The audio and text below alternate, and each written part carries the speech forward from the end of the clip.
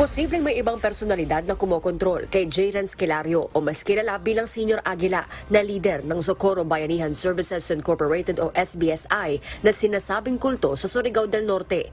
Yan ang isa sa mga paunang obserbasyon ni Senator Ronald de la Rosa matapos ang unang pagdinig ng Senado kaugnay ng mga alegasyon ng pang-aabuso. Napansin din ng mga senador sa pagdinig ang tila panay na pagpasa ng sagot ni Senior Aguila sa ibang mga opisyal ng grupo. Hindi natin alam kung nagdrama-drama siya, di ba? Pero sa nakita ko, mukhang somebody is controlling from behind. Or maybe somebody's are controlling from behind. Figurehead lang siya, ginamit lang yung kanyang pagka-miraculous, yung kanyang miraculous power to gain followership from among the people. Kahapon, emosyonal na humarap ang ilang testigo na ang ilan ay menor de edad na sapilitan umanong ipinapakasal at pinaparusahan umano kapag hindi sumunod sa mga kautusan ni Senior Aguila. Hindi daw sila pwedeng humindi dahil Diyos naman daw kasi ang nagsasabi na yun yung pares nila. So after sa kasal, kailangan sila magsiping at sinabi daw ni J. Renz na pwede authorize ka ng kunin or rape yung yung wife mo kasi kasal naman kayo. Kakausapin sila, Your Honor. Sasabihin na maimpyerno sila pag hindi sila pumayag. Bakit ka ba tumakas sa kapihan?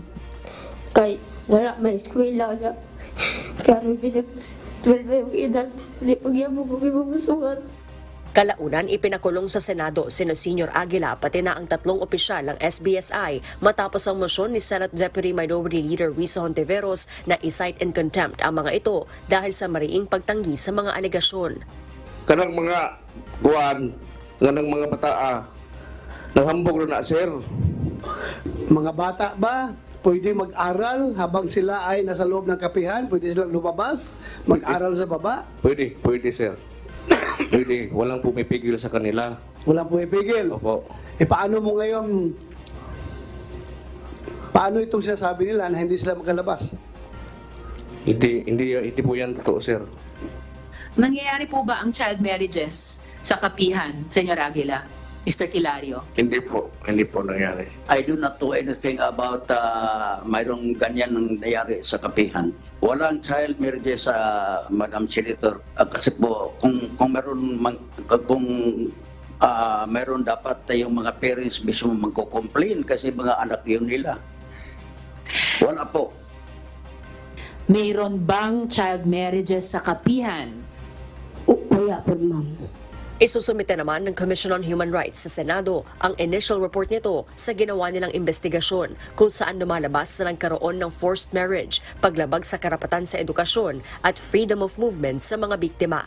Plano ni Senator de la Rosa na sa Socorro, Surigao del Norte na isagawa ang susunod na pagdinig ng Senado. Harleen Delgado, UNTV News and Rescue.